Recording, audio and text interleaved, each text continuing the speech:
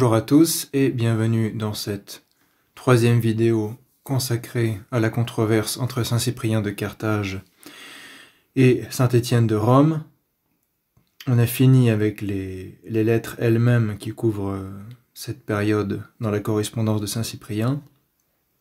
Maintenant on va voir des textes qui sont autour de la controverse, c'est-à-dire, pour commencer, les lettres, des fragments de lettres, à vrai dire, de Saint Denis d'Alexandrie, que nous a conservé en particulier Eusèbe de Césarée, un notaire du début du IVe siècle, grâce auquel on a conservé des fragments d'auteurs antérieurs.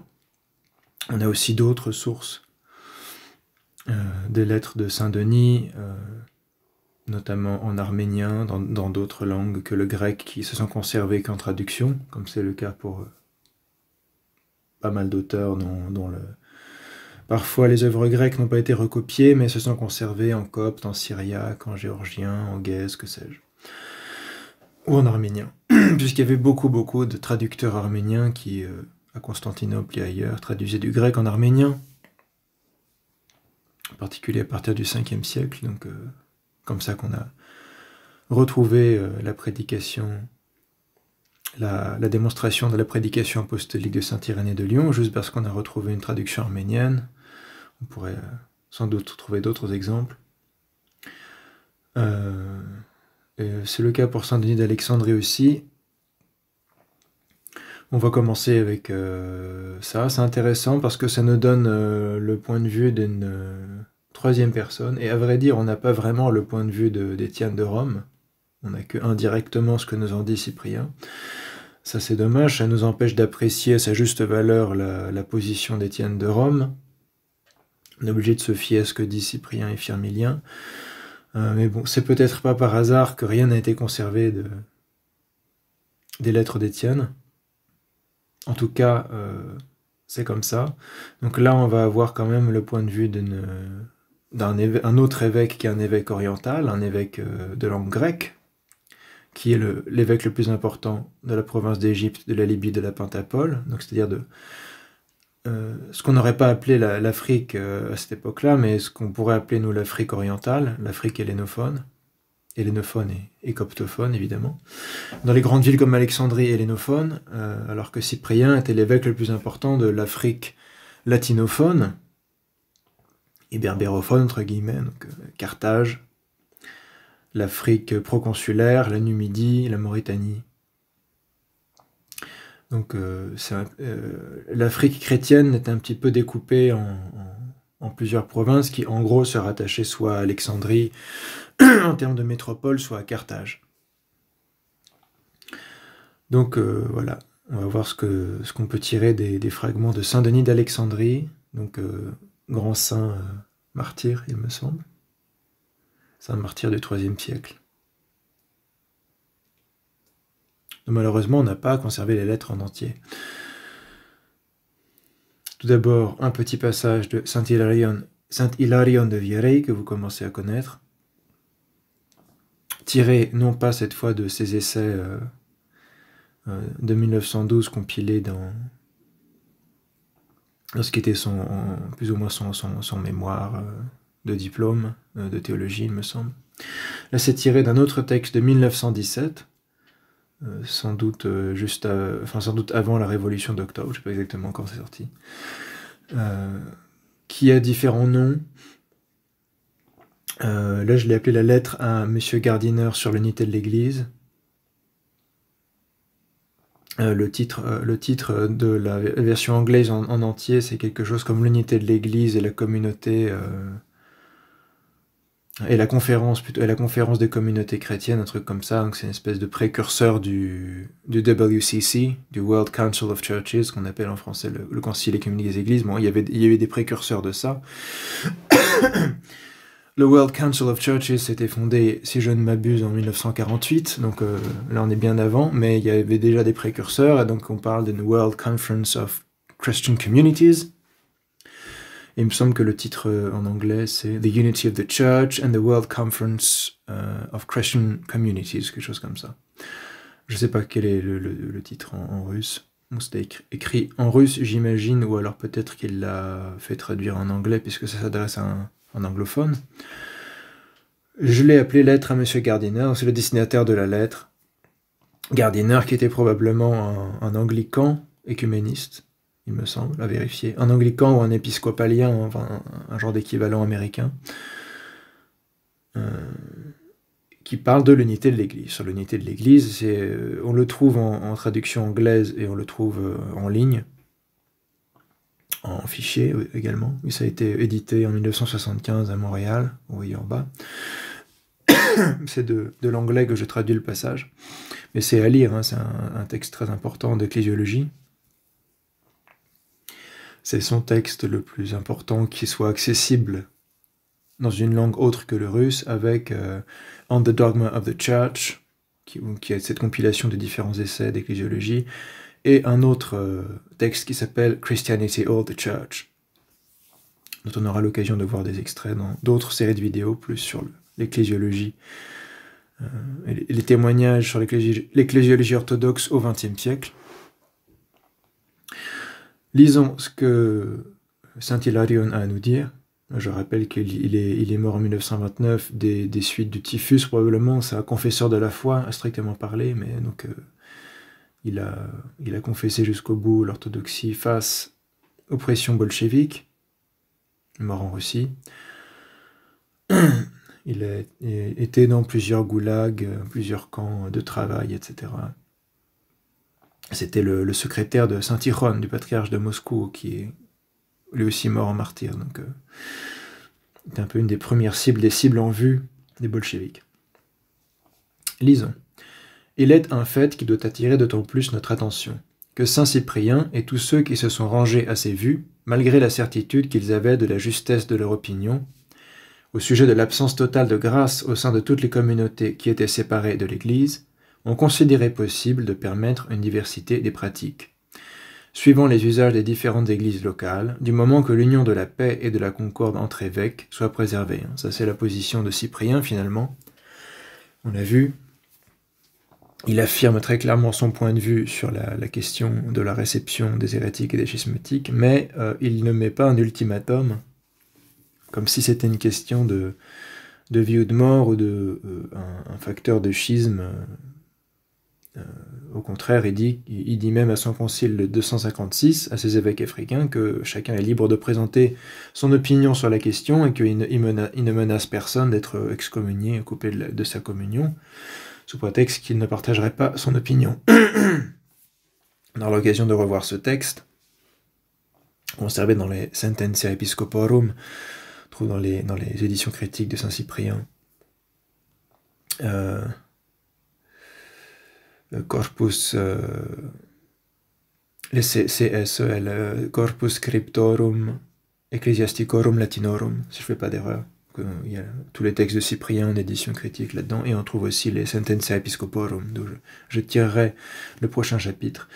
Donc voilà, il ne faut pas oublier que la position de Cyprien, finalement, c'est que il conçoit que différentes églises locales puissent conserver différentes pratiques, simplement il donne son opinion, et il pense que c'est la plus fondée, elle est fondée sur la ratio, sur les divines écritures et des rationes legitime, des raisons légitimes, alors que selon lui, la tradition, entre guillemets, défendue par Étienne de Rome, n'est pas...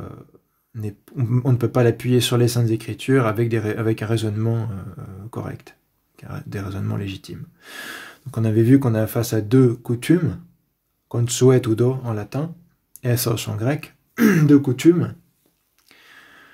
qui sont différentes, et donc quand on est face à deux coutumes locales différentes, on est en droit d'essayer de raisonner à partir des Écritures et de la tradition pour établir quelle est la meilleure coutume. Il ne s'agit pas de dire que les coutumes ne servent à rien, évidemment, c'est pas le propos de Cyprien, quand il dit que la coutume, une coutume ancienne sans la vérité n'est qu'une vieille erreur, il dit pas ça pour dire que la tradition ça sert à rien.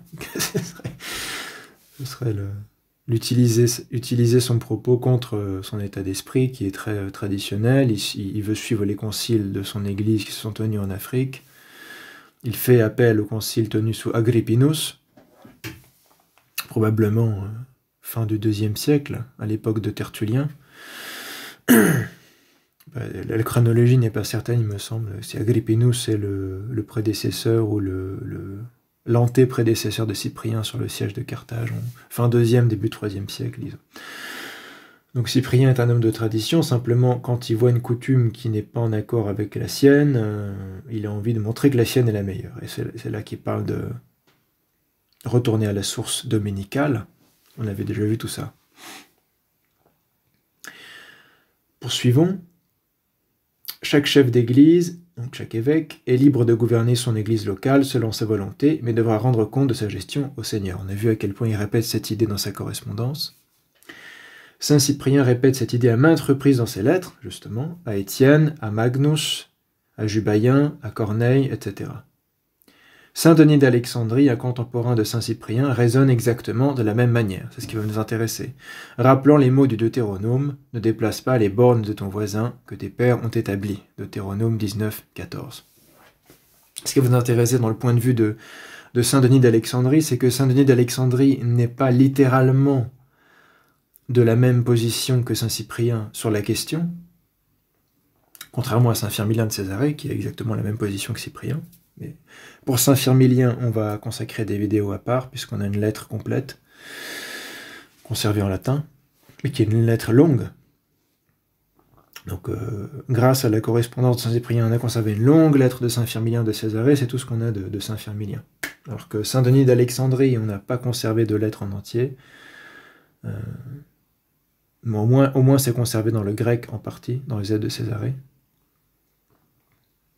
Mais c'est pas très long, les extraits sur ce sujet que donne Eusèbe, donc c'est pour ça qu'on les insère là, ici. Mais il va pas avoir la même position que Saint Cyprien sur la question, mais il va avoir la même vision ecclésiologique en termes de légitimité, d'avoir différentes pratiques locales, et qu'il n'y a pas à chercher à excommunier ou à couper la communion avec d'autres églises sous prétexte qu'elles ne sont pas d'accord sur la coutume à adopter. Ce qui veut dire que ce n'est pas l'évêque de Rome, en fait, qui a le droit d'imposer par ses décrets la coutume romaine aux autres églises. Ça posera un problème si on pense que Vatican I est la vision ecclésiologique apostolique. Lettre de Saint Denis d'Alexandrie à Saint Étienne de Rome. On a conservé les fragments. Là encore, on n'a pas de lettre d'Étienne à Saint Denis, donc tout ce qui est d'Étienne, on ne l'a pas conservé. Et ça a été conservé en arménien. Ça ne fait pas partie des textes conservés chez Eusèbe, me semble-t-il. Donc je donne les sources en bas. Pour ces raisons, afin que nous puissions nous mettre d'accord d'église à église, d'évêque à évêque, de presbytre à presbytre, presbyteros veut dire ancien, donc en fait c'est encore une utilisation assez large au IIIe siècle, même si ça s'est quand même technicisé pas mal. On peut traduire d'ancien à ancien, ceux qui dans l'église font partie du clergé. Ils sont des anciens au sens sémitique ou au sens déjà du Sanhédrin. Ils font partie du collège sacerdotal. Restons prudents dans nos paroles.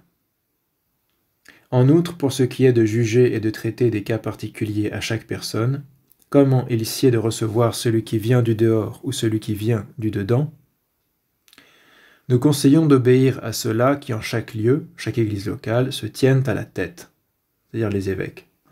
En latin, on dirait les prépositi, les préposés. Je ne sais pas quel est le terme grec, on l'a conservé en arménien. Et qui, par une divine imposition des mains, ou par une divine élection, c'est la chirotonia, la chirotonie, ont été préposés à l'administration de ces charges. Là, je donne la version plus correcte. J'avais déjà lu ce passage dans une traduction qui me paraissait moins juste. Là, c'est tiré de la version qui est donnée en anglais dans Saint Hilarion Troïtski and the Dogma of the Church, en bas, page 508.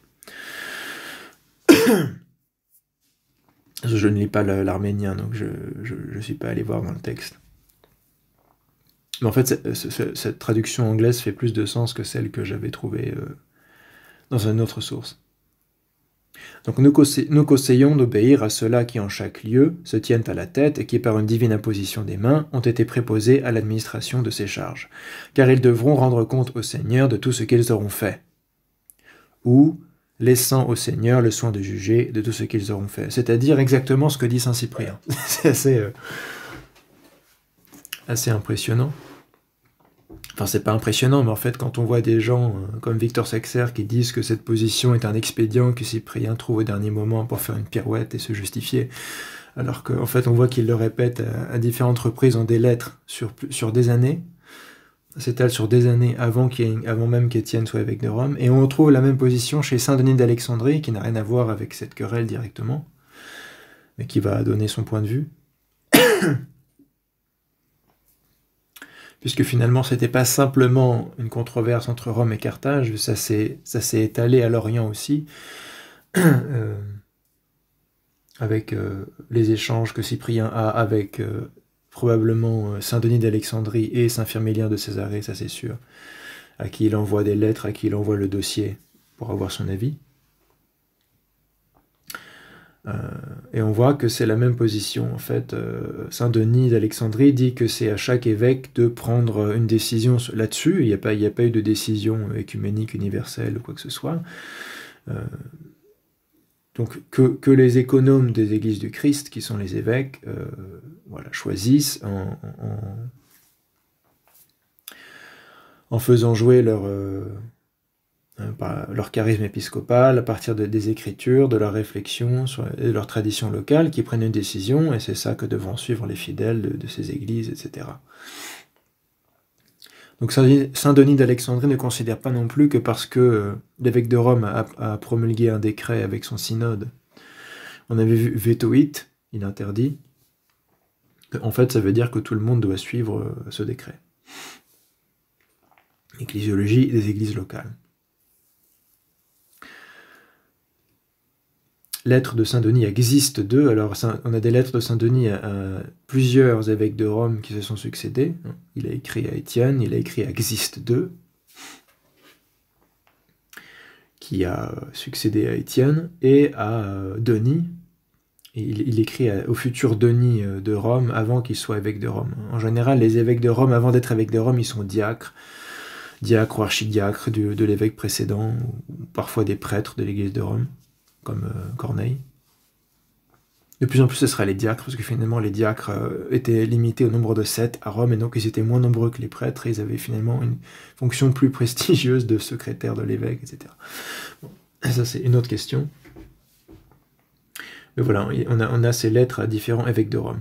Voilà ce que nous dit Eusèbe de Césarée. Étienne de Rome, remplit sa charge pendant 2 ans, ensuite il meurt en martyr, et Xiste II, lui succède. Denis lui écrit une seconde lettre, donc ici c'est Denis d'Alexandrie, il lui écrit une seconde lettre sur le baptême. Malheureusement, on ne l'a pas en entier. Il y expose à la fois le sentiment et la décision d'Étienne, ainsi que ceux des autres évêques, puis au sujet d'Étienne, il dit ceci. Il avait donc écrit d'abord concernant Hélénus de Tarse et Firmilien de Césarée. Donc Étienne a aussi écrit au sujet de ces évêques orientaux, Tarse, c'est en Cilicie, en Asie mineure, Firmilien, les évêques de Césarée qui est en Cappadoce, en Asie mineure. Ils sont des régions chrétiennes très importantes, à l'époque et pendant longtemps. Et Eusèbe nous dit, ainsi que tous ceux de Cilicie et de Cappadoce, donc en fait, ce sont les provinces dont Tarse et Césarée sont les métropoles, comme aussi ceux de Galatie et de tous les peuples circonvoisins, donc toute l'Anatolie en fait, toute l'Asie mineure. Province d'Asie, province du Pont, la Bithynie, etc. Probablement. Reprenons. Donc, il avait donc écrit d'abord concernant Hélénus de Tarse et Firmilien de Césarée, ainsi que tous ceux de Cilicie et de Cappadoce, comme aussi ceux de Galatie et de tous les peuples circonvoisins, qu'il ne serait plus en communion avec eux pour le même motif, parce que, dit-il, ils rebaptisent les hérétiques. Donc on voit que c'est plus du tout une question locale, occidentale, entre Rome et Carthage, ou entre l'Italie et l'Afrique. C'est toute l'Asie mineure, qui est à la même position que Cyprien. C'est rarement mis en avant quand on parle de cette question. Et c'est même pas juste Firmilien de Césarée tout seul sur son siège de Césarée. Firmilien dit que des conciles entiers sont réunis à Synade et à Iconium sur la question, et ils ont pris, indépendamment de ce qui se passe en Afrique, ils ont pris la même décision, où ils ont affirmé la même tradition que Cyprien. Et avant même que Cyprien échange avec Firmilien sur le sujet. Donc c'est important de le prendre en compte. C'est pas Cyprien qui est tout seul contre tous, c'est un peu comme ça que le présentera malheureusement saint Augustin et d'autres, dans un contexte très différent, où on verra saint Augustin essaye de défendre la mémoire de Cyprien, mais de l'excuser d'avoir fait une erreur et qui justifierait le schisme des donatistes. On aura l'occasion de voir ça dans une prochaine vidéo. On a souvent mis en avant, et même Eusèbe de Césarée dit à tort que Cyprien innove en décidant qu'il faut rebaptiser les hérétiques, alors que lui-même dit dans sa lettre qu'il suit la tradition conciliaire africaine précédente. Et en fait, toutes les mineures, c'est pareil. Les mineures, alors on n'a pas d'informations précises sur l'Asie et Éphèse, ou sur Smyrne, mais pour ce qui est de la Cappadoce, de la Cilicie, de la Galatie, c'est partie de l'Asie mineure plus orientale. Iconium, Tarse, Césarée, etc. On sait qu'eux, ils avaient la même tradition, la même décision conciliaire que les Africains. Que les Africains ont conservé probablement jusqu'au concile d'Arles en 314. On verra ça. Voilà un point important. Et voit la gravité de l'affaire. Et donc Étienne considère qu'il va couper la commémoration et la communion avec toutes ces églises d'Asie mineure. Ça doit vous rappeler quelqu'un du IIe siècle qui s'appelle Victor, à qui s'est opposé saint Irénée de Lyon. Donc, voit la gravité de l'affaire.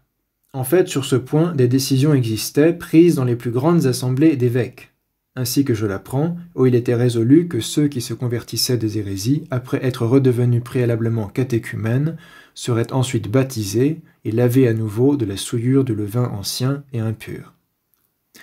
J'écrivis moi aussi pour le consulter sur toutes ces questions. Donc c'est saint Denis d'Alexandrie qui dit à Xiste, qui est le successeur d'Étienne sur le siège de Rome, qui voyait différents conciles d'évêques avoir pris cette même décision, et il a écrit une lettre pour avoir l'avis d'Étienne, pour le consulter. Ce qui est normal, entre évêques et entre évêques des sièges principaux, on se consulte sur les questions qui peuvent concerner toute l'Église. On avait vu que entre Corneille et Cyprien, il y a une entre-consultation mutuelle constante, et c'est la même chose avec les évêques orientaux.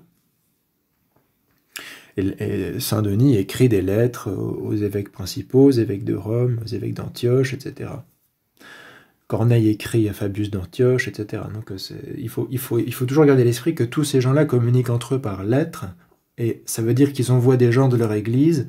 Ça manifeste aussi l'intercommunion de ces églises, puisqu'on ne va pas recevoir quelqu'un qui n'est pas en communion avec nous pour nous donner une lettre. Et c'est comme ça aussi qu'on avait vu, lors de la controverse de la date de Pâques qui a eu lieu au IIe siècle, que ça s'était passé. D'ailleurs, aucun consensus finalement universel. Enfin, il y a eu un consensus qui s'est établi par des conciles locaux en différents endroits, qu'il fallait fêter la Pâque le dimanche, mais aucun décret qui pouvait obliger ceux qui faisaient autrement à changer leur pratique n'a été promulgué avant le concile de Nicée en 325. Donc le décret de Victor de Rome n'a eu aucune répercussion sur la pratique en Asie mineure qui était quartodécimane, jusqu'à ce que le concile de Nicée décide qu'il faut vraiment que tout le monde fête Pâques le même jour, etc. Je renvoie à la lettre synodale du concile de Nicée. Donc voilà un fragment important de Saint-Denis à Xiste de Rome. On va poursuivre. Un autre fragment de la même lettre. Je ne sais pas si la même lettre, il a peut-être écrit 2 lettres existent. En tout cas, c'est le même destinataire. Et après, autre chose, il dit, Saint Denis d'Alexandrie, ouvrez les guillemets, à nos collègues aimés dans le sacerdoce, Denis, là il s'agit du futur évêque de Rome qui s'appellera Denis de Rome, mais qui à l'époque est prêtre, j'imagine. Sinon, il ne les appellerait pas collègues dans le sacerdoce, ça c'est réservé aux évêques ou aux prêtres. À nos collègues aimés dans le sacerdoce, Denis et Philémon, qui avaient été d'abord du même avis qu'Étienne, et qui m'ont écrit sur les mêmes affaires. J'ai répondu un peu de mots autrefois, mais aujourd'hui je le fais d'une façon plus étendue. C'est-à-dire que Saint Denis d'Alexandrie donne aussi son avis, et librement, en tant que primat de toute l'Égypte, la Libye et la Pentapole, sur la question du baptême et de la réception. C'est pas qu'il demande simplement à Étienne ce qu'il faut faire, c'est qu'il demande quelle est la position de l'Église de Rome, et il donne la position de l'Église d'Alexandrie, et à partir de là, une réflexion se fait. Et ce qui est intéressant, c'est qu'il nous dit que il a reçu des lettres de Denis et de Philémon, qui étaient des prêtres de l'Église de Rome, et il dit qu'ils avaient été d'abord du même avis qu'Étienne. Donc de recevoir tout le monde par l'imposition des mains, on a vu. Y compris les marcionites, les valentiniens, etc., les pires gnostiques que vous voulez, tout le monde par l'imposition des mains, s'il faut en croire Cyprien. Il n'a pas de raison de mentir. Et donc, on peut en déduire de ce passage de Saint-Denis d'Alexandrie que Denis, le futur évêque de Rome, avait changé d'avis et n'était pas plus du même avis qu'Étienne. Alors de quel avis il était? Probablement il est passé de l'avis de Saint-Denis d'Alexandrie plutôt que celui de Cyprien. On va voir que Saint-Denis d'Alexandrie a une position un peu médiane, un peu entre deux ou plus équilibrée, qui finalement sera sans doute, on peut dire, celle de l'Église en général. Même si c'est difficile d'établir une position de l'Église en général sur cette question, on le verra. Mais on peut en déduire que, en fait, si la pratique, même en Occident, finalement n'était pas vraiment celle d'Étienne, puisque le concile d'Arles ne décidera pas qu'il faut accepter tout le monde par l'imposition des mains, on verra, c'est parce que Saint Denis d'Alexandrie avait réussi à convaincre Denis et Philémon et d'autres sans doute que c'était un peu excessif. Un peu trop laxiste comme position, sans pour autant qu'ils défendent la même position que Cyprien ou Firmilien. Ensuite, on a un extrait de la lettre de Saint-Denis à ce Philémon, prêtre romain. « J'ai appris aussi que ce n'est pas d'aujourd'hui, ni seulement par ceux d'Afrique, que cela a été introduit. » Il parle de la pratique du rebaptême, entre guillemets. Mais qu'on avait décrété cela depuis longtemps sous les évêques qui ont existé avant nous. Ça, c'est ce que dit Cyprien en Afrique. Dans des églises très populeuses, sans doute très nombreuses. Et déjà, oui, en effet, Césarée de Cappadoce, c'est une grande métropole. Carthage, c'est une grande métropole. Iconium, Tars, ce sont des grandes métropoles d'Asie mineure. Et les églises de ces métropoles, forcément, avaient aussi beaucoup de fidèles, puisque le christianisme s'est développé dans les métropoles et les villes en premier lieu. Dans les campagnes, c'était christianisé plus tard. Continuons, il nous dit, dans des réunions de frères, donc des conciles d'évêques, il faut comprendre ce langage de l'époque, les réunions de frères sont des conciles d'évêques, à Iconium, qui est une ville très importante où saint Paul a prêché et a fondé l'église, c'est dans les Actes des Apôtres, à Synode, où il y a eu un concile, comme nous dit Firmilien, et en beaucoup d'endroits. Tout ça, c'est en Asie mineure, en Anatolie. Je n'ose pas bouleverser leurs délibérations et les pousser à la discorde et à la rivalité, car tu ne déplaceras pas, dit-on, les bornes de ton voisin que tes pères ont établies. C'est là qu'il cite cette phrase du Deutéronome. C'est-à-dire que, probablement, Philémon, prêtre romain, dit à Denis que, voilà, le synode de Rome a décidé qu'il fallait surtout pas rebaptiser et recevoir tous les hérétiques et les schismatiques par l'imposition des mains à la pénitence. Et Saint-Denis lui répond, mais c'est pas, je me suis informé, c'est pas seulement Cyprien qui aurait inventé quelque chose, excusez-moi, c'est la tradition africaine depuis avant Cyprien, et la même chose a été décidée en Asie mineure par plusieurs conciles, et je n'ose pas, moi, avec évêque d'Alexandrie, en tant qu'évêque tout court, je n'ose pas les pousser à la discorde et à la rivalité en disant qu'ils doivent absolument uniformiser leurs pratiques et faire la même chose qui a été décidé à Rome. Donc, réfléchissez, est-ce que ça aussi c'est compatible avec l'idée que l'évêque de Rome a une juridiction universelle immédiate, ce qui voudrait dire que quand il décrète quelque chose avec son synode à Rome, ça doit être appliqué partout. C'est ça que ça signifie, avoir une juridiction universelle immédiate. Enfin, même une juridiction universelle immédiate, ça veut dire que l'évêque de Rome n'a même pas besoin de réunir son synode pour promulguer un décret qui doit être appliqué partout. Ça va encore plus loin, c'est encore moins historique. Parce que, par définition, s'il doit réunir son synode pour prendre la décision, c'est une juridiction médiate, c'est médiatisé par le synode. C'est une autorité synodale. L'autorité immédiate d'un évêque, c'est l'autorité qu'il a personnellement sur son église, en tant que pasteur de son église. Ce n'est pas l'autorité qu'a l'évêque de Rome, surtout les évêques d'Italie, déjà. L'évêque de Rome n'est pas le pasteur de toutes les églises d'Italie. Mais en tant que président du synode romain, évidemment, il a ce rôle prépondérant. Quand il réunit le synode, etc., il prend une décision synodale. Mais même ces décisions synodales romaines ne sont pas d'un pouvoir ordinaire de juridiction immédiate, universelle. Et c'est pour ça que Saint Denis d'Alexandrie, lui, ne se croit pas obligé d'avoir le même point de vue qu'Étienne. Manifestement, il n'avait pas le même point de vue qu'Étienne. Ni d'ailleurs le même point de vue que Cyprien. Et il ne croit pas non plus que les évêques africains ou asiates sont obligés d'avoir la même pratique que Rome. Ça, c'est dans l'histoire ecclésiastique de Césarée, au livre 7, 7-5. Les Africains suivaient bien leur tradition ancienne. Je vous invite à lire ce passage de Tertullien, qui date des environs de 200, fin 2e, tout début du 3e siècle. C'est probablement à l'époque de Tertullien aussi qu'il y a eu ce concile africain sous Agrippinus, qui déjà avait dit qu'il fallait recevoir les hérétiques par le baptême, ceux qui ont été baptisés en dehors de l'Église par le baptême.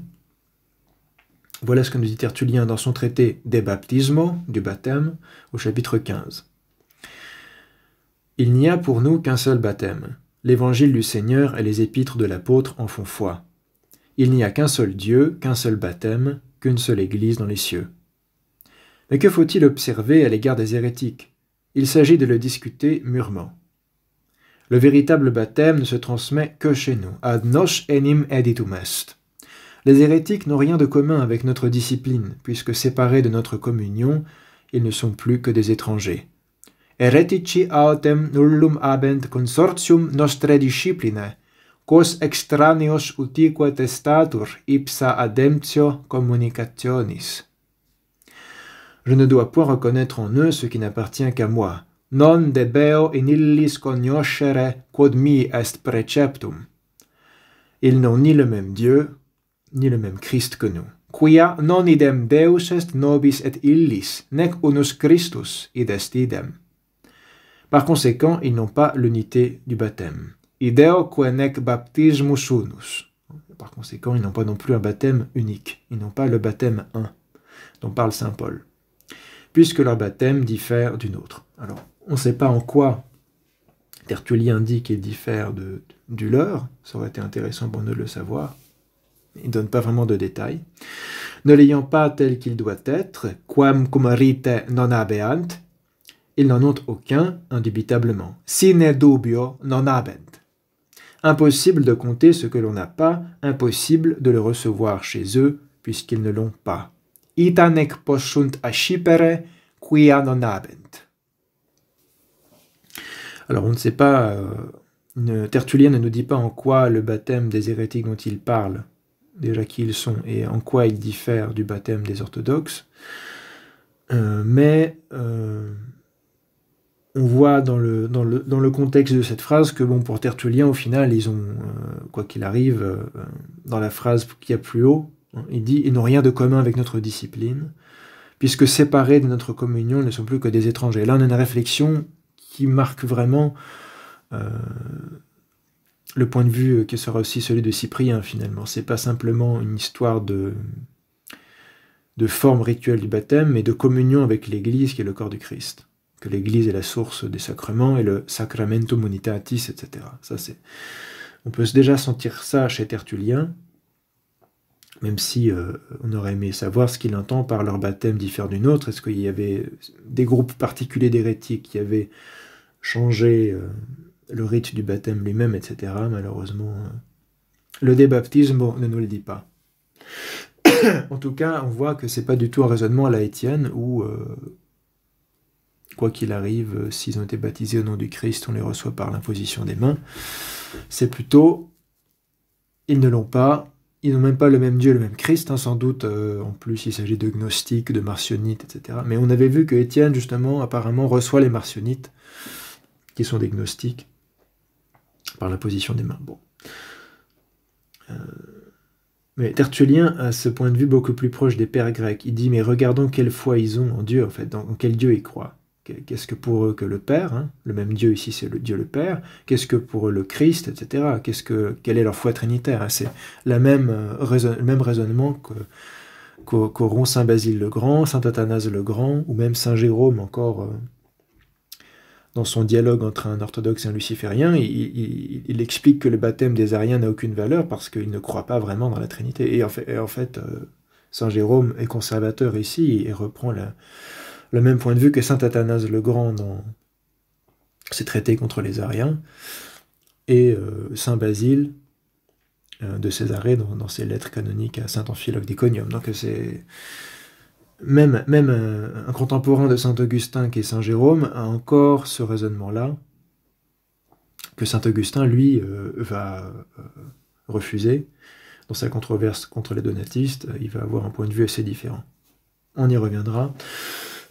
Sur Augustin, et voilà, c'est important de voir qu'on a un témoignage du fin 2e, début 3e siècle. On est plus de 50 ans avant la controverse entre Cyprien et Étienne, et Tertullien a le point de vue de Cyprien, finalement. Alors voilà ce que Saint Jérôme nous dit sur Saint Denis d'Alexandrie dans son De Viris Illustribus, des hommes illustres. C'est la notice 69. Denis, évêque de la ville d'Alexandrie, dirigea, pendant qu'il était prêtre, l'école de la catéchèse à l'époque d'Héraclas. Donc, quand Héraclas était évêque d'Alexandrie, Denis était le directeur de l'école catéchétique d'Alexandrie. C'est cette institution fameuse à l'époque. Et souvent, c'était un tremplin vers l'épiscopat d'Alexandrie. En fait, souvent, on devenait le directeur de l'école catéchétique, et puis, éventuellement, on était élu évêque d'Alexandrie par la suite. C'est ce qui est arrivé pour Denis, en tout cas. C'est pas arrivé à Origène, mais heureusement. Mais Origène aussi avait été directeur, Clément d'Alexandrie était directeur de cette école catéchétique d'Alexandrie, qui était très fameuse pour son érudition, sa qualité philosophique, etc. Et donc, il nous dit qu'il fut l'élève fort remarquable d'Origène. Bon, Saint Denis d'Alexandrie était l'élève d'Origène, donc il admirait beaucoup Origène. On ne sait pas trop, à partir de ses lettres, s'il avait adopté les opinions erronées d'Origène aussi sur certains sujets, en tout cas. À l'époque, Origène était très lu et très respecté. Tout le monde n'avait pas lu tous ses ouvrages, et tout le monde n'était pas au courant de certaines de ses opinions qui ont été condamnées par la suite. Partageant la doctrine de Cyprien et du synode d'Afrique, nous dit saint Jérôme, au sujet du baptême des hérétiques, il envoya à des correspondants variés de très nombreuses lettres que nous possédons encore aujourd'hui. En particulier, il écrivit à Fabius, évêque de l'église d'Antioche, celui à qui écrit aussi Corneille de Rome, sur la pénitence.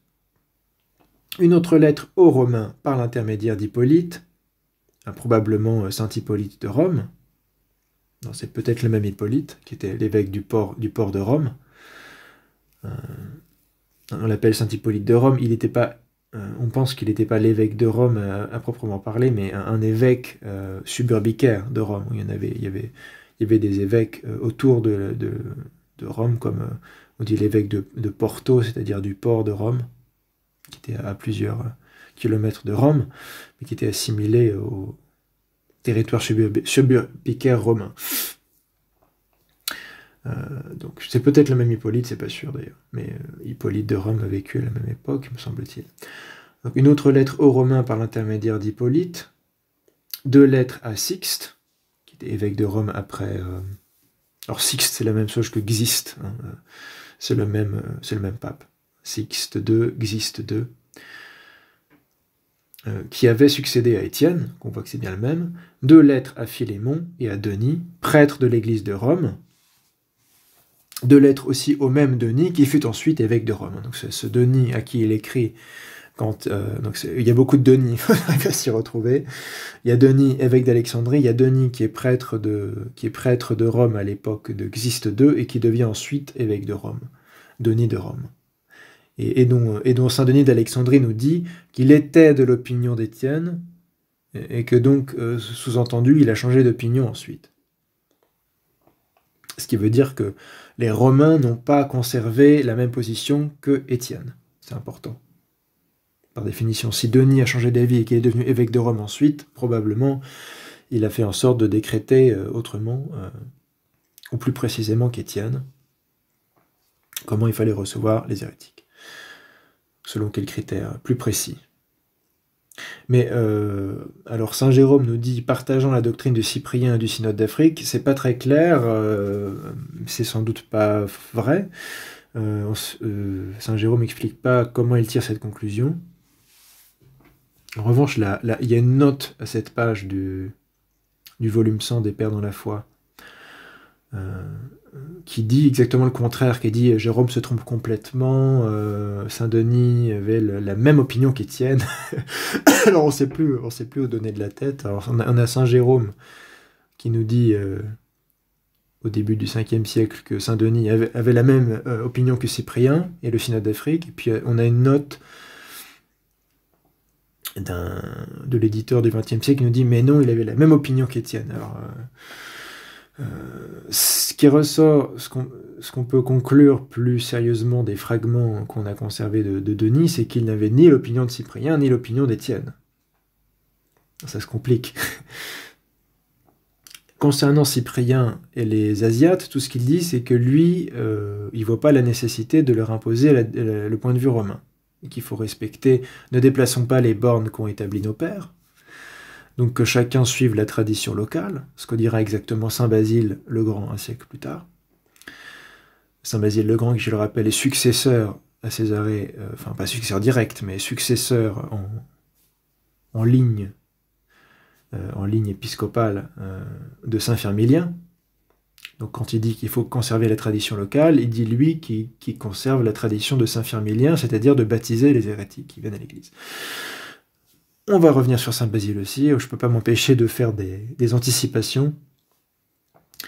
En tout cas, probablement Saint-Denis, sa position vis-à-vis de Cyprien, des Africains et des Asiates, c'est qu'ils suivent leur tradition locale, ils suivent les décisions qui ont été prises par des conciles d'évêques importants.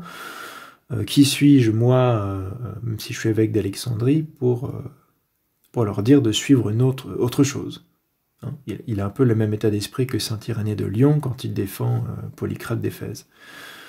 En disant, mais ça fait des siècles qui suivent, en tout cas des décennies qui suivent cette tradition qu'ils tiennent des apôtres, probablement, de fêter Pâques le 14e jour de Nissan. Pourquoi est-ce qu'il faudrait leur imposer autre chose alors que ce n'est pas un sujet de foi ? Mais on voit aussi qu'il n'est pas de la même opinion qu'Étienne, puisqu'il écrit une lettre pour consulter Étienne, mais on voit aussi qu'il a réussi à convaincre Denis, futur évêque de Rome, d'une autre opinion que celle d'Étienne. Puisqu'il nous dit que Denis et Philémon étaient d'abord de la même opinion qu'Étienne. Alors s'ils sont d'abord de la même opinion qu'Étienne, ça veut dire qu'ils ont changé d'opinion, et quelle opinion ça peut être, sinon celle que saint Denis leur a suggéré dans ses lettres à lui.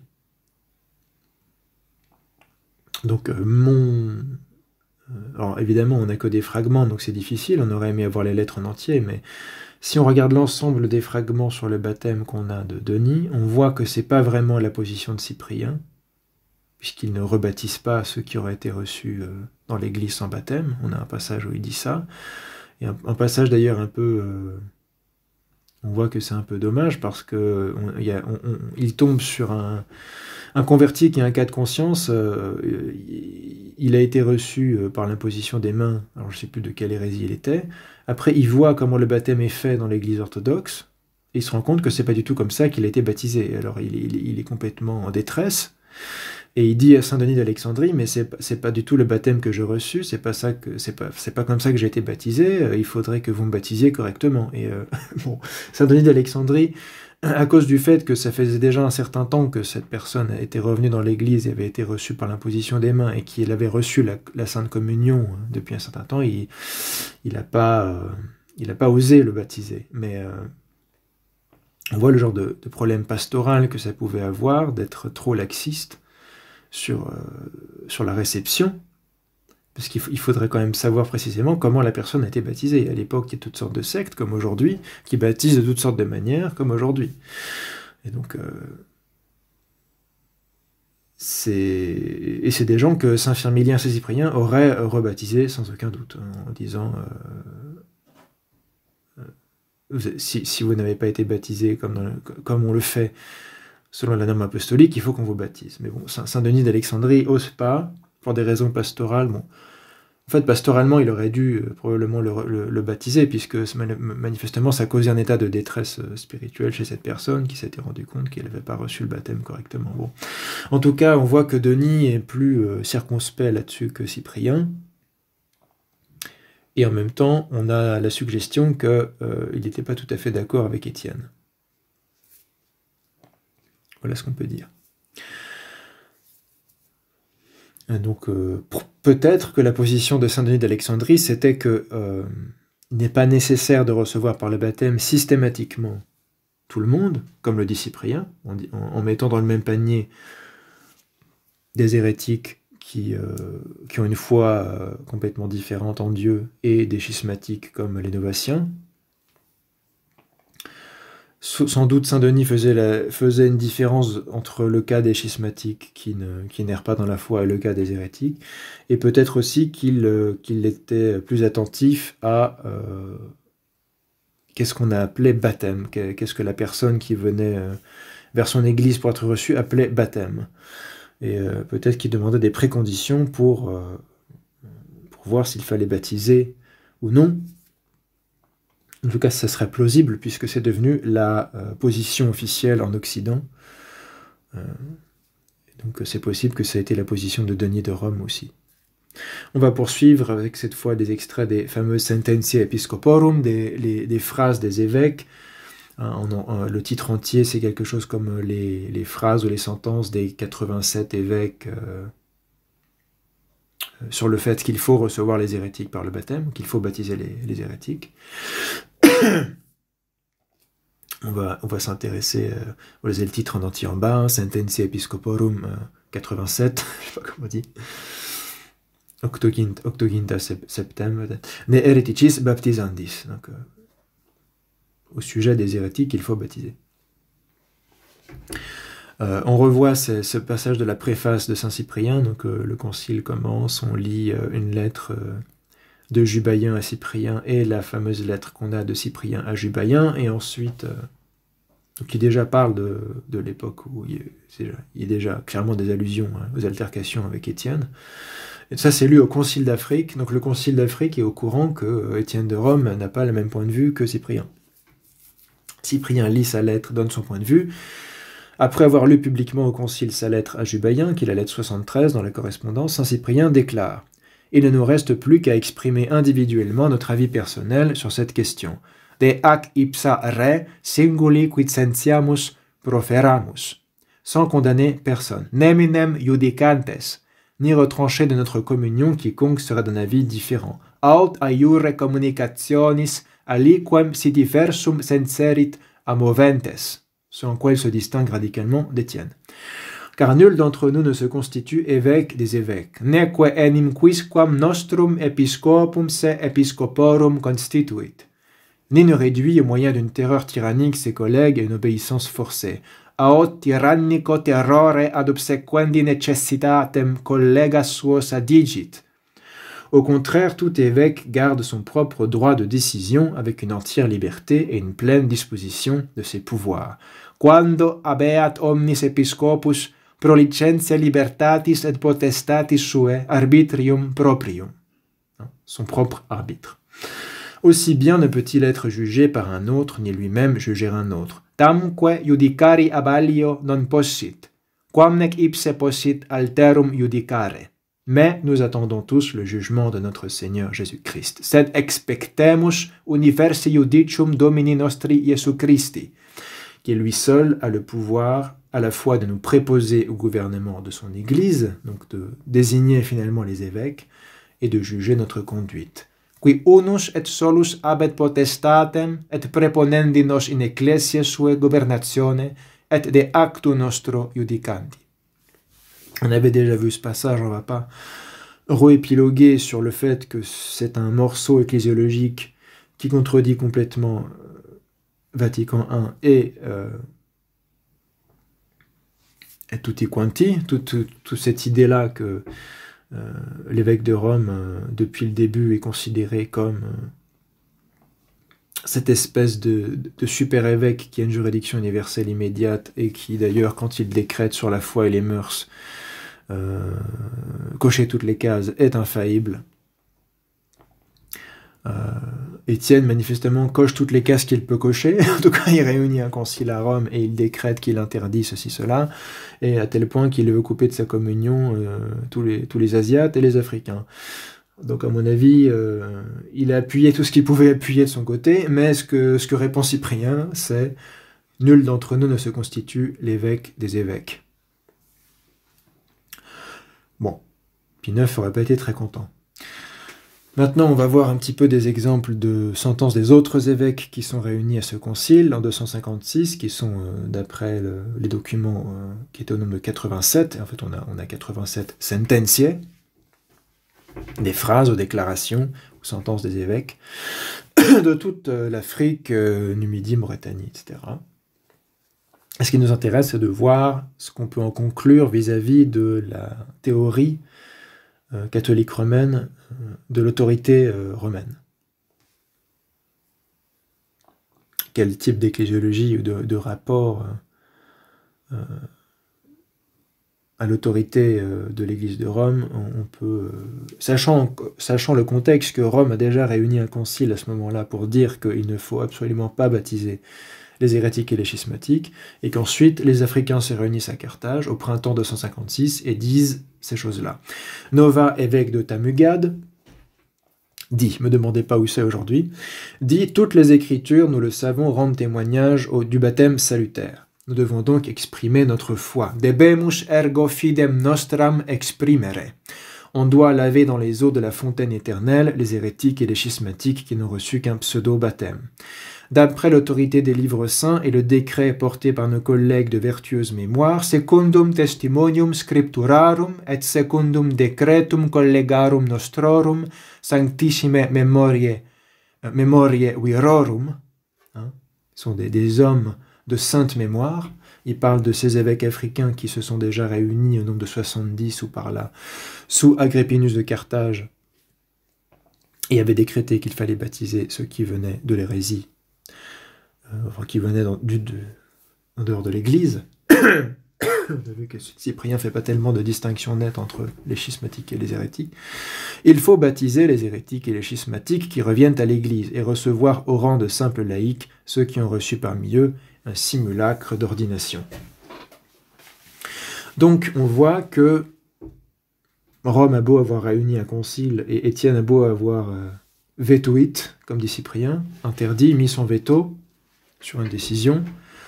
Manifestement, ça n'empêche pas Nova, évêque de Tamugad, de dire que nous, on doit exprimer notre foi, témoigner de la foi de l'Église d'Afrique. Et moi, en tant qu'évêque de Tamugad, je dois exprimer la foi de l'Église de Tamugad. C'est le rôle de l'évêque, d'être témoin de la foi, de la tradition qu'il a reçue, de ses prédécesseurs. Et ensuite, il dit, comme Cyprien, que d'après l'autorité des livres saints, les Saintes Écritures et le décret du concile qui a eu lieu avant, voilà ce qu'il faut faire. Ensuite, un peu plus long. Némésien, évêque de Tubune, me demandez pas où c'est, pareil, dit que le baptême administré par les schismatiques et les hérétiques ne soit point un baptême véritable. Les Saintes Écritures le déclarent à chaque page. Il y va. Chaque page parle du baptême. Les ministres de ce baptême, parmi les sectaires, ne sont que de faux Christ, de faux prophètes, suivant l'oracle du Seigneur exprimé par Salomon. Et là, il cite le livre des Proverbes, chapitre 9, versets 12 et 18. Je ne les ai pas inclus parce que ça aurait été trop long. Notre Seigneur parle ainsi lui-même dans son évangile. Nul n'entrera dans le royaume des cieux s'il ne renaît dans l'eau et par l'esprit. Jean 3, 5. C'est le même esprit, spiritus, qui à l'origine des choses était porté sur l'abîme, dans la Genèse. Car l'esprit ne peut agir sans l'eau, ni l'eau sans l'esprit. Intéressant, il fait le lien entre la Genèse et le baptême. Ainsi, ils se trompent, male ergo sibi, ceux qui prétendent, quidam interpretantur ut dicant, que l'imposition des mains leur confère avec le Saint-Esprit l'entrée dans l'Église, puisqu'évidemment, pour renaître dans l'Église catholique, il faut l'action des deux sacrements, c'est-à-dire le baptême et la chrismation, ou confirmatio, ce qui est aussi désigné par imposition des mains. En grec, ce serait chirothesia, la chirotésie, il ne s'agit pas de l'ordination. C'est intéressant, en grec, on a deux mots différents. On voit ça déjà au concile de Nicée très clairement. Chirothesia, pour l'imposition des mains à la pénitence, qui est le mode de réception par la chrismation, ou quand on impose les mains pour différents cas de figure dans l'Église, mais qu'il ne s'agit pas de la chirotonia, qui est spécifiquement l'ordination sacerdotale, on a la chirotonie. Alors en latin, on dit l'ordinatio pour la chirotonie, et quand il s'agit d'imposer les mains pour d'autres choses qui ne sont pas des ordinations, on a une sorte de paraphrase, manus imponere, quelque chose comme ça, hein, imposer les mains tout simplement. Petit aparté de vocabulaire. Et donc là, l'imposition des mains, c'est-à-dire la réception par chrismation ou par un rite d'intégration à l'Église qui ne comprend pas le baptême. Et donc, Némésien considère qu'il ne suffit pas de chrismer, il faut les deux sacrements, c'est-à-dire le baptême et la chrismation. C'est la position acrébique de Cyprien et des Africains. À cette condition, seuls ils pourront se proclamer les enfants de Dieu, suivant cette parole de l'apôtre, travaillez avec soin à garder l'unité d'un même esprit. Sans doute, il joue sur le mot spiritus. Le même esprit, ça peut être l'esprit humain, l'état d'esprit des hommes, ça peut être l'esprit, le Saint-Esprit, par le lien de la paix. Vous ne faites tous qu'un même corps et qu'un même esprit, comme vous êtes appelés à une même espérance. Même espérance de votre vocation. Il n'y a qu'un seul Seigneur, qu'une seule foi, qu'un seul baptême, qu'un seul Dieu. Cette phrase, elle est répétée par les Africains pour dire qu'il faut rebaptiser tous les hérétiques. Et c'est intéressant parce qu'elle est aussi citée dans le canon 57 de la compilation carthaginoise, un canon qui vient d'un concile de l'époque de saint Augustin, qui cite le même passage pour dire qu'il ne faut pas rebaptiser les donatistes. Donc ça montre bien comment le même verset peut être utilisé pour dire une chose et son contraire. C'est un peu ce qui est compliqué dans cette histoire, c'est que tout dépend de ce qu'on entend par un seul baptême. Et pour certains, un seul baptême, ça voulait dire le baptême que l'Église donne, et qui ne peut être donné que par l'Église, et pour d'autres, comme saint Augustin, un seul baptême, c'est simplement un certain rite, une certaine opération. On fait quelque chose avec certaines paroles, et c'est ça le baptême de l'Église, et il est donné par le Christ, même en dehors de l'Église, et donc c'est pour ça qu'on ne doit pas le répéter. Bon. Deux théologies différentes. Tel est le langage de toute l'Église catholique, nous dit Némésien, évêque de Tubune. Tel est le langage de toute l'Église catholique. Ec omnia ecclesia catholica loquitur. C'est ainsi que parle toute l'Église catholique, on peut dire. Concluons, les hérétiques ne pourront être sauvés à moins de se laver du baptême salutaire dans l'Église catholique qui est une. In ecclesia catholica que est una. Donc on voit toujours ce raisonnement qui est celui de Saint Cyprien aussi, que le baptême est un parce que l'Église est une, et donc on ne peut pas séparer l'unité du baptême de l'unité de l'Église. C'est ce que Saint Cyprien appelle sacramentum unitatis. J'ai vu ça. C'est parce que Dieu est un, la Trinité, les trois personnes sont une, Dieu est un, le Père est un, le Christ est un. On peut répéter 50 fois les phrases de Cyprien. Tout ça, c'est unus. Et ça vient de Tertullien d'ailleurs, on retrouve ça. Un Tertullien dit, ils n'ont pas le même Père, ils n'ont pas le même Dieu, ils n'ont pas le même Christ, donc ils n'ont pas le baptême un. C'est ce que dit Tertullien dans son De Baptismo, et c'est plus ou moins ce que répètent les Africains plus de 50 ans plus tard. Donc il y a cette ecclésiologie derrière de l'unité de l'Église qui est tellement organique que c'est l'unité du baptême qui est intrinsèquement liée. Cette unité du baptême n'est pas séparable du corps de l'Église pour les Africains. Mais ils seront damnés lors du jugement du Seigneur Christ en compagnie des hommes charnels. C'est intéressant parce que saint Augustin aura une théologie différente, on peut dire une mystériologie, je préfère dire, que sacramentologie. En grec, le sacramentum, c'est mysterion, les mystères, donc si on doit faire un composé cohérent, ce sera mystériologie, la théologie des sacrements, des saints mystères. Saint Augustin a une autre explication pour défendre la pratique officielle de l'Église en Occident à son époque. Mais il dira toujours que ce baptême qui est reçu en dehors de l'Église, à cause du manque de charité qui est manifesté par l'état de schisme, fait qu'il n'a aucune efficacité salvifique. Et donc, la seule différence, c'est qu'il ne considérera pas que les hérétiques qui vont vers l'Église ont besoin d'être baptisés, car pour lui ce serait un autre baptême, ce serait une répétition du baptême, ce qui est interdit, pour être sauvé dans l'Église catholique. Là-dessus, il ne serait pas d'accord. Bon, Augustin ne serait pas d'accord si la position de Némésien, c'est que si on ne baptise pas la personne, même si elle est accueillie dans l'Église et qu'elle communie, etc., elle ne pourra pas se sauver. Non, il ne serait pas d'accord. Et même Cyprien ne serait pas d'accord parce qu'il dit lui-même que dans le cas de ces personnes qui sont mortes dans la communion de l'Église sans avoir été reçues par le baptême, il considère que le Saint-Esprit, par son économie, complète ce qui était manquant.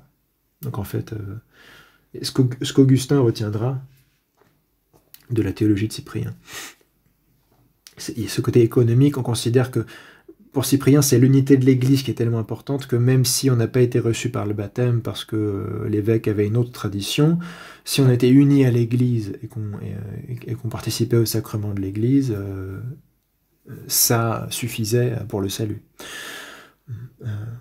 Ce qui est la position orthodoxe, évidemment.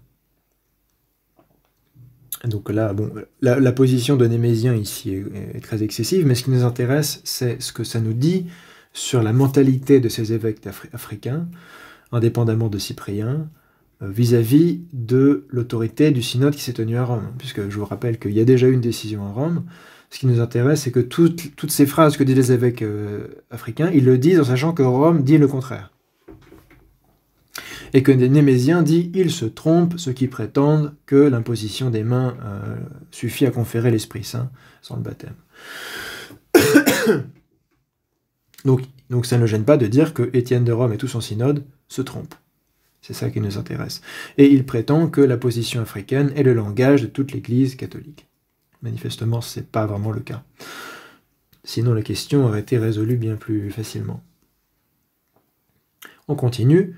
Munullus, évêque de Girba, ne me demandez pas où c'est, dit « La vérité de l'Église catholique, notre mère commune, mes frères, est toujours demeurée et demeure encore parmi nous. » Les Africains. Ecclesiae catholice matris nostre veritas semper apud nos fratres et mansit et manet. mais surtout dans la trinité du baptême, puisque notre Seigneur a dit « Allez, baptisez toutes les nations au nom du Père, du Fils et du Saint-Esprit ». Donc là, il fait référence au baptême trinitaire. Il y a une forme nécessaire du baptême qui est sa forme trinitaire. C'est une triple immersion au nom du Père et du Fils et du Saint-Esprit, tel que c'est décrit en Orient et en Occident pendant des siècles. Et ça, c'est le baptême de l'Église. Et sans doute, il fait ici référence au fait que parmi les gens que Étienne recevait par l'imposition des mains, il y avait des gens qui n'étaient pas du tout des trinitaires. Et qui sans doute n'avaient pas toujours la même forme, le même rite, ne pratiquaient pas le même rite du baptême que l'Église. C'était pas forcément trinitaire, en tout cas leur confession de foi n'était pas trinitaire. Les marcionites, c'est sûr, les valentiniens, c'est sûr, on pouvait être sûr que c'est pas des gens qu'on appellerait aujourd'hui des trinitaires. Qu'ils aient ou non la formule magique, ça ne changeait pas grand-chose. Là, on a une référence à l'invocation trinitaire, c'est intéressant, et peut-être aussi à la triple immersion. Les hérétiques, n'ayant ni le Père, ni le Fils, ni le Saint-Esprit, comme cela est manifeste, ergo manifesto sciamus hereticos non habere nec patrem, nec filium, nec spiritum sanctum. Il s'ensuit que leurs prosélytes, donc ceux qui les rejoignent, c'est le sens de prosélyte, leurs convertis, en revenant à notre mère l'Église, doivent y prendre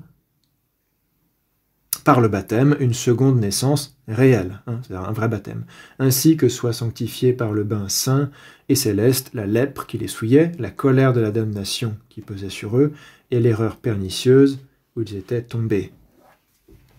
Donc là, sans doute, on a un écho au fait que parmi... il ne s'agit pas simplement des novatianistes, qui eux avaient probablement le même baptême, mais parmi ces gens que les Romains ont décidé d'accepter, il y a des gnostiques, il y a des marcionistes, il y a des valentiniens, on ne sait pas quoi d'autre, peut-être des montanistes, des gens qui n'ont pas du tout la même foi, en fait.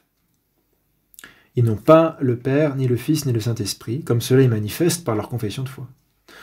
Ou alors on peut interpréter la phrase de Monolos aussi comme voulant dire, puisqu'ils ne sont pas dans l'Église, ils n'ont pas le Père, le Fils, ni le Saint-Esprit. Ce serait position plus cyprianique, il y a un sacramentum unitatis qui est lié à l'unité de Dieu, à l'unitas Dei, et donc si on se sépare de l'unité de l'Église, on n'a plus cette unité du Père, du Fils et du Saint-Esprit, une idée qui est très forte chez Saint Cyprien, notamment dans son traité sur le Notre Père, sur l'oraison dominicale, où il explique cette unité organique de la Trinité et du peuple chrétien.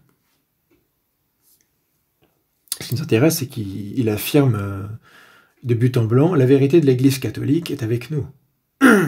Alors que Étienne et son concile ont dit que pour eux, la vérité de l'Église catholique, c'est qu'on reçoit tout le monde par l'imposition des mains. Parce que le baptême qu'ils ont reçu est véritable,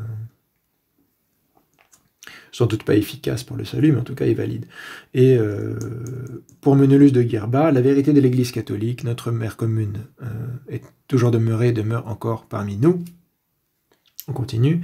Castos, évêque de Sica, dit « Mépriser la vérité pour suivre la coutume, c'est se montrer, à mon avis, ou bien envieux et méchant à l'égard de ses frères auxquels la vérité est révélée, sous-entendu nous. »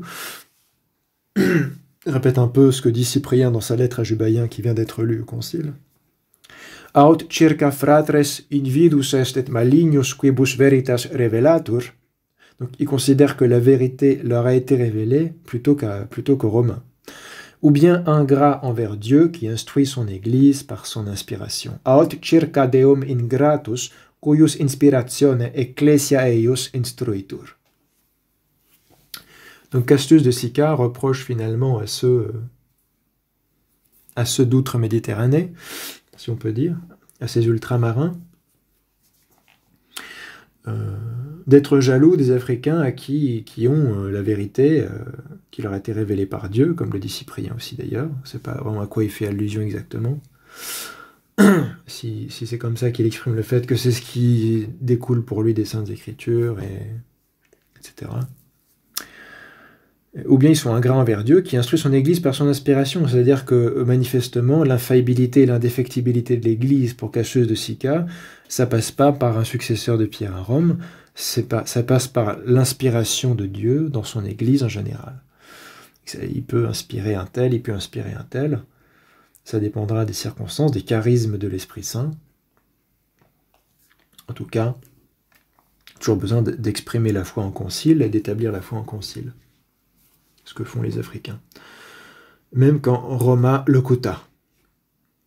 Roma locuta et Carthago. Qu'est-ce qu'on pourrait dire? Alors, Rome a parlé et Carthage n'a pas écouté. Elle a écouté, elle a dit non, on n'est pas d'accord, et elle a dit autre chose. Il faudrait trouver une bonne phrase. Une bonne phrase.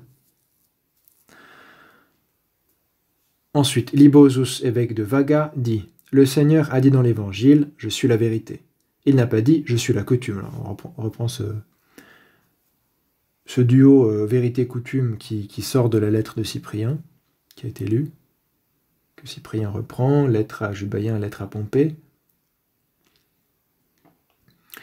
Donc, c'est à cause du fait que Étienne en appelle à la coutume, en fait, c'est tout le contexte. C'est que Étienne dit « Voici la coutume qu'on a, la consuetudo », et Cyprien répond « Oui, d'accord, mais nous, on ne veut pas la consuetudo, on veut la veritas, et la veritas, c'est ce qu'on peut tirer des Saintes Écritures avec des raisonnements légitimes, et qui en plus est la coutume d'Afrique. »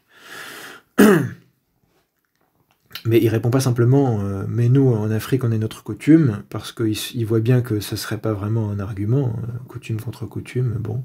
Il veut vraiment asseoir sa position sur les Écritures et des rationes legitime, des raisons légitimes, hein, en nous expliquant que même Pierre a écouté Paul et ses raisons légitimes. Libosius de Vaga continue, la vérité a été rendue manifeste que la coutume cède donc à la vérité. Itaque veritate manifestata cedat consuetudo veritati. Si jusqu'ici quelqu'un dans l'Église ne baptisait pas les hérétiques, qu'il se mette donc désormais à baptiser. Je rappelle qu'il dit ça alors que Rome a dit le contraire. C'est ce qui nous intéresse, c'est de voir quel est l'état d'esprit de ce concile africain, des évêques qui y sont. Le contenu doctrinal, c'est une autre affaire. Ça demanderait d'autres vidéos. Là, on regarde l'ecclésiologie. Qu'est-ce que ça nous dit sur la vision de l'indéfectibilité de l'Église? Comment est-ce qu'on établit la foi et donc les mœurs aussi de l'Église? Est-ce que Rome a le dernier mot? Est-ce que Rome tranche la question, etc. Marc, évêque de Mactaris, dit « Cela n'a rien d'étonnant chez les hérétiques, ennemis déclarés de la vérité, hostes atque impugnatores veritatis, s'arrogent un pouvoir et un honneur usurpés. » Ce pouvoir sacerdotal de donner les sacrements et de baptiser. « Rem sibi vindicant potestatis et dignationis aliene. » Usurpé puisque ça appartient qu'à l'Église. Mais ce qu'il y a d'étonnant, c'est de voir quelques-uns des nôtres, quidam nostri, prévaricateurs de la vérité, prevaricatores veritatis, appuyer les hérétiques de leur suffrage, hereticis suffragantur, c'est-à-dire les Romains, je rappelle, et s'opposer aux chrétiens, et Christianis adversantur. Voilà pourquoi nous décrétons qu'il faut baptiser les hérétiques. Ça a l'air de rien, mais en contexte, les prévaricateurs de la vérité qui appuient les hérétiques de leur suffrage et s'opposent aux chrétiens, Christianis adversantur, c'est Étienne de Rome et son synode. Alors peut-être pas que Étienne de Rome et son synode, il y a peut-être évidemment d'autres évêques et d'autres synodes, d'autres Méditerranées, mais principalement, quand on lit les lettres de Cyprien, l'interlocuteur privilégié de la position d'autres Méditerranées, c'est Rome. C'est par Rome que ça passe, jusqu'à Carthage et inversement. Donc, prevaricatores veritatis, hereticis suffragantur et Christianis adversantur. C'est exactement ce que Cyprien dit lui-même en parlant clairement d'Étienne. Il soutient les hérétiques contre les chrétiens. On peut faire mieux comme modèle d'indéfectibilité romaine, vous en conviendrez. Et d'ailleurs, qu'il ait objectivement raison ou non ne change rien. L'idée, c'est que ça n'existe pas dans leur esprit. Un tel concept n'existe pas dans leur esprit. Sententiae Episcoporum 256. Continue, un autre Saturnin, il y a plusieurs Saturnins, c'est un autre Saturnin, évêque de Touka, dit « Les païens, quoique idolâtres, ne laissent pas de reconnaître et de proclamer le Dieu souverain, Père et Créateur. Et quoi, Marcion le blasphème et le déshonore. » Donc, là, il fait une opposition entre le fait que les païens, ou certains d'entre eux, reconnaissent que le Créateur du monde est Dieu, entre guillemets, ou en tout cas, Dieu ou des dieux qui sont créateurs du monde, qui est bon. Mais Marcion le gnostique, non, pour lui, Dieu n'est pas le créateur du monde. Marcion le blasphème et le déshonore, et cependant, certains ne rougissent pas d'approuver le baptême de Marcion. Quidam non erubescunt Marcionis baptismum probare. On sait très bien qui c'est qui approuve le baptême de Marcion, puisque Cyprien nous le dit lui-même, c'est Étienne. Comment de tels sacerdotes peuvent-ils ou bien conserver ou bien défendre le sacerdoce divin. Quomodo tale sacerdote sacerdotium Dei aut servant aut vindicant. Puisqu'ils ne baptisent point les ennemis de Dieu et leur donnent malgré tout la communion. Ça se passe de commentaires, vous voyez jusqu'où ça va. Quomodo tale sacerdotes, de tels sacerdotes-là, tels que ceux-ci, manifestement pas des super exemples à suivre. Comment est-ce qu'ils peuvent conserver ou défendre le sacerdoce divin, puisque toute cette question des sacrements se rattache intimement à la question du sacerdoce aussi, et on ne peut pas comprendre la position africaine sur le baptême si on ne comprend pas sa position sur le sacerdoce, qui est plus ou moins celle de saint Ambroise de Milan aussi plus tard, quand il dit qu'il n'y a pas de sacerdote de Dieu en dehors de l'Église, dans son De Penitentia. Donc c'est pas simplement une position africaine, mais aussi chez certains pères italiens d'ailleurs, saint Ambroise, qui ne dit pas vraiment la même chose que saint Augustin sur les sacrements. Saint Augustin est obligé de chercher, lui-même de spéculer pour trouver la réponse la plus habile à faire aux donatistes. Donc comme à son habitude, il va chercher toujours... s'il ne peut pas trouver un petit truc, une réflexion théologique qui résout tous les problèmes, mais en général, quand il fait ça, il invente aussi des choses. Il ne se passe pas seulement sur ce sujet-là. Continuons. Encore quelques-unes, je pense. Zosime, évêque de Taras, dit « Puisque la révélation de la vérité a été accomplie, manifestement par le concile africain, revelatione facta veritatis, que l'erreur cède à la vérité, cedat error veritati. » Car Pierre lui-même, qui pratiquait auparavant la circoncision, quia et Petrus, qui prius circumcidebat, céda devant Paul quand ce dernier lui prêcha la vérité. Cesit Paolo veritatem predicanti. On voit qu'il s'inspire encore directement des lettres de Cyprien. Alors là, c'est pas dans la lettre à Jubaïen qu'il y a cette allusion à Pierre et Paul et l'altercation d'Antioche, c'est dans la lettre à Magnus ou à Quintus, lettre à Quintus, il me semble. Un petit peu malade, excusez-moi. Il me semble que c'est dans la lettre à Quintus, on a vu ça récemment.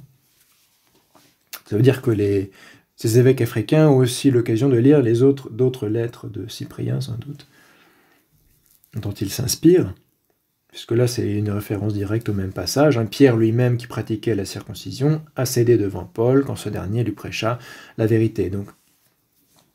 Donc c'est l'exemple type pour eux du Pierre qui suit la coutume, alors que Paul, qui a eu la révélation de la vérité, prêche à Pierre la vérité, et Pierre se range à la vérité, et non à la coutume. Et Zosime de Taras considère que la révélation de la vérité a été faite aux Africains par les conciles qu'ils ont réunis sur la question, et par la réflexion de Cyprien, qui est ce grand saint... déjà confesseur de la foi, qui est un charisme énorme, etc. Geminius, évêque de Furnes, dit « Quelques-uns de nos collègues peuvent bien préférer les hérétiques à eux-mêmes. Quidam de collegis hereticos preponere sibi possunt. » C'est bien parti. Mais ils ne sauraient les faire prévaloir devant nous. Nobis non possunt. C'est pourquoi nous nous en tenons à ce que nous avions déjà décrété une bonne fois pour toutes. Ideo quod semel decrevimus tenemus. Et nous baptisons les hérétiques qui viennent à nous. Ça, c'est un évêque orthodoxe qui parle. J'imagine très mal un évêque catholique romain. Alors, on a François qui prend une décision, qui la décrète. Bon, on a vu que certains cardinaux n'hésitent pas à poser des doubias. C'est très bien, mais on n'imagine pas un évêque catholique romain parler comme ça sur un sujet où Rome s'est déjà prononcé, conciliairement d'ailleurs, mais c'est un concile local, et dire quelques-uns de nos collègues, y compris l'évêque de Rome, peuvent bien préférer les hérétiques à eux-mêmes, mais ils ne sauraient les faire prévaloir devant nous. Nous, on suit ce qu'on a déjà décrété une fois pour toutes. Non, c'est possible que dans l'orthodoxie. On vient de me reparler du droit des évêques dans le catholicisme romain. Non. Ces droits sont quand même limités au bon vouloir du souverain pontife, ce qui est normal puisqu'il a une juridiction universelle immédiate, donc il fait double jeu sur la juridiction de chaque évêque. Mais nous sommes au IIIe siècle, grâce à Dieu, Étienne n'a pas de juridiction universelle immédiate, et l'évêque de Furnes en Afrique, ne demandez pas où c'est, peut dire ce genre de choses, en concile avec ses frères dans la foi et dans l'épiscopat, et voilà, dire, nous, on a juridiction sur l'Afrique, moi je suis l'évêque de Furnes, j'ai juridiction immédiate sur Furnes, Étienne il n'a pas de juridiction immédiate sur Furnes, et moi je dis qu'à Furnes, voilà ce qu'on va faire. Sententiae Episcoporum, on continue. Therapius, évêque de Bulla, dit « Celui qui a accordé et livré le baptême de l'Église aux hérétiques, s'est-il révélé autre chose qu'un Judas à l'égard de l'épouse de Christ? Quid aliud quam sponse Christi Iudas extitit » Encore une fois, imaginez le contexte.